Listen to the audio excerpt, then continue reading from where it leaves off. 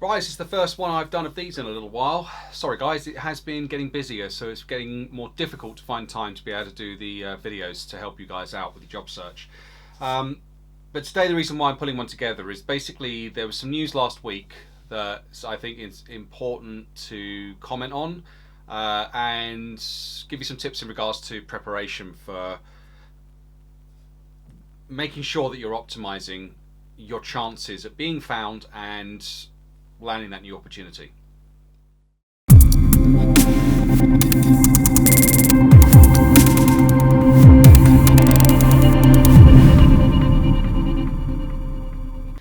So last week there was a news story by the BBC talking about as the furlough ends, there was a big concern about unemployment numbers spiking, and of course they've been going up steadily in recent months, but they were putting a forecast of anywhere between 2.8 to 4 million additional people that could be affected and unfortunately made redundant. That's a hell of an additional rush of people going into the job market. So a couple of things I wanted to highlight.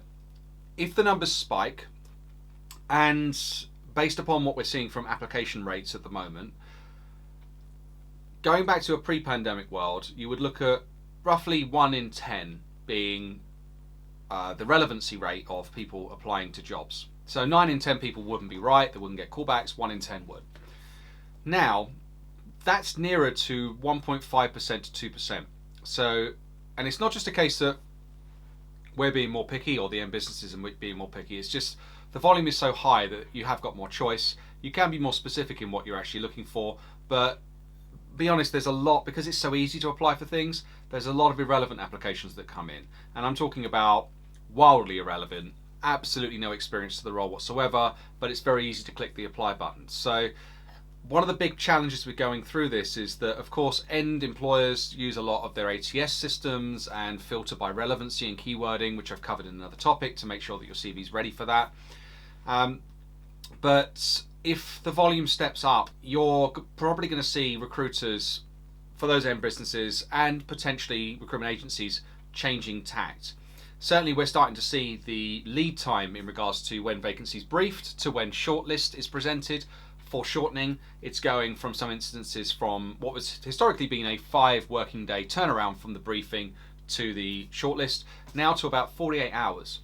So although we do get a decent advertising response within that 48-hour window that enables and supports that, any good recruiter doesn't just rely on the advertising to drive back people to them. They've got their own networks, they've got their own databases, they've got LinkedIn recruiter licenses they're using, but also they've got CV databases. Now, CV databases don't get as much love these days in favour of your LinkedIn profile, it's understandable, but it's important to recognise that they are still used. So if you haven't done so, it's worth potentially looking at Reed or Total Jobs or Monster and the likes to put your CV onto, but make sure that you are search optimized by that. And I mean, de-jargon your CV, think about all the different terms and phrases that will be used by a recruiter to narrow down a search.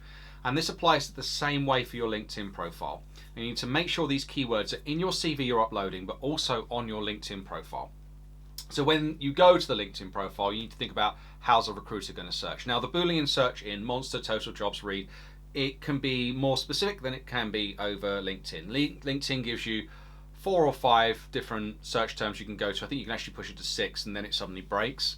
And you get errors back if you start using the Boolean in a too sophisticated a manner. LinkedIn's very blunt. But you need to understand, in order for us to get a more specific list response, because LinkedIn is tens of millions of people, we use subfilters. So we'll be using the keywords and key phrases that are pertinent to the job, and we'll use the most obvious ones to start off with. So if you're working in, for argument's sake, we've got a brief related to retention or CRM, we will probably look at the phrases of CRM or relationship marketing or retention or CVM as some of the obvious phrases. If you haven't got those in your CV, you're not going to respond back to that. So if you're using quirky titles like engagement manager or trading manager, but you're actually trading manager and retention, but you haven't put retention in there, we're not going to find you, you're not going to come back. But think about the obvious statements that you've been used in a Boolean search, and are they in your profile? Use a friend to use their profile to run a search to check whether or not you're keywording well against those things. But now think about the subfilters. Once you've run that search and gone to people and got the people response in LinkedIn, you're then going to look at what sub-filters you've got available to you. Now you've got a few options there, but then you could do the all filters option. Click that and you can see everything a recruiter can see. Some of the more popular ones we look at: industry. Certainly the question there is though that people don't always update their industry if they change jobs, change industry, and certainly there's a question mark that if you happen to be a marketer, do you tick the marketing and advertising box, or do you tick the industry of the business you're working for? Typically, because I can search more than one, I will tick that marketing and advertising box to capture people who have done that, and I'll search the other industries. So if I'm hiring in telco, I'll tick the telco box, or retail, I'll tick the retail box. Or if I've got a cross-industry one, I'll tick multiples for that, where the business has actually said I'm happy for people to come from all these different industries. But the other thing is then looking at current employer and past employer. Now, the past employer is simple because it will look at all your past employers, and hopefully you've got those populated correctly. But the current employer one, highlighting this one because I see a lot of people that obviously have taken redundancy and been job seeking, and for the last couple of weeks or months, they've updated their LinkedIn current job role to be unemployed looking for work or something similar to that. The trouble with doing that is that if I'm looking at current employers to pull someone from a current employer or where their most recent employment has been at that particular firm, I'm going to use the current employer box. And let's say, for argument's sake, you worked at Sky or O2, but you left them a couple of weeks, couple of months ago, and you've closed that employment, you're no longer going to show up in the current employer search. And in reality, I would definitely be considering you and definitely wanting to have you in that result if that box was left open as a current employer. So although you may be looking at it going, it doesn't reflect my current position, it's easily explainable.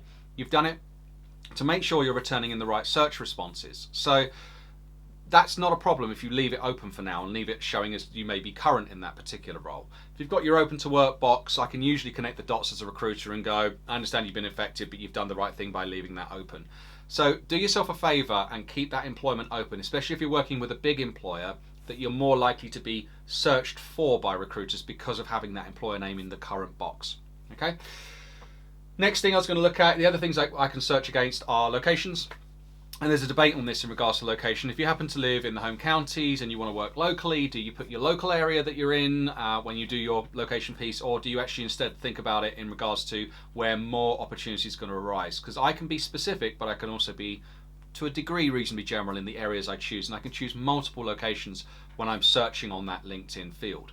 So because of that, you might want to think about actually, instead of going, if you work in if you live in a small village or something like that, or a small town, and there's not going to be many opportunities there, and let's say you were in the home counties, but you're prepared to work in London, you may find it better off putting London as your location, purely because it's going to be a really popular destination that recruiters are going to choose within their location field if they want to be a little bit more specific in their search results, versus the local town that you're in, because the search filter will likely deprioritize you in favor of people that are already ticking London as opposed to you being slightly outside of that. So you might want to just think about, the same thing happens in more regional settings going around like Birmingham or Bristol or something like that. Do you go with one of the surrounding areas, or do you go with the area where there's likely to be more employment opportunities arising and therefore more recruiters ticking that box to find people within that particular location? And the last thing I'm going to talk about is really about how to utilize the news feed and how to build your network. Now, I've seen some people out there that have got really specific networks, maybe 100, 120, up to 200 people in there. It's great, you know all these people probably personally, but at this time when you're job seeking, it's great to have a bigger network. So join things like Andrew McCaskill. He does 12:15 on a Thursday. He does these career jump pieces that are free to join. There's loads of people that join those bits up. They're all happy to network and connect. They're all job seekers, and the great thing with that is job seekers tend to share commentary and stuff like that on stuff where they like jobs and see jobs out there. And what you want to be doing now is turning that news feed really into a much more personalized thing for you that drives vacancies to you. And these vacancies aren't just jobs that are posted on LinkedIn. These are things about people in the network or extended network to you that are sharing that they're hiring, and that they're actually commenting on other vacancies that recruiters or the likes are putting out there into the feeds. And that way, by it being in your feed, you could get the drop on something before it maybe have even been properly advertised. It could just be a status update saying, hey, we're hiring X, Y, and Z, and then invite you in. Utilize the algorithm and its recognition for trend and pattern to your benefit in that respect by engaging on loads of different recruitment related, even if the job isn't for you. Share for your network, like for your network, engage with it. The algorithm will adapt to then bring you more and more news in relation to, or status updates in relation to, jobs and hiring. And that's what you want to see at this time, especially if companies move away from spending on recruitment advertising to outreach and engaging with people. Okay, but yeah, if anything you take away from this, the number one tip is that search engine optimization piece of your LinkedIn profile. Think about it carefully, about all the different phrases, about the headline underneath your name. The open to work thing's fine, but you need to put that further along. You want to be putting in the job titles and work to the rule of 3 when it comes to the job titling. Job title I had, put into a phrase or statement that's relevant to the market and what people will search. If you've got a quirky job title that doesn't match other businesses and how they phrase it, adapt it so it does, and think about 2 other job titles that might be relevant to that as well. Or maybe one of those job titles could be one that you aspire to get. And that way, when we're searching, that field is a searchable one for our Boolean search strings, and we can bring you back into search results. And work with a friend to make sure that that is optimized. So good luck, everyone. Hopefully this helps. Got a couple more things I'm going to be posting about in the coming days, about similar top tips and things that will help you out with your job search. But otherwise, stay safe and all the best.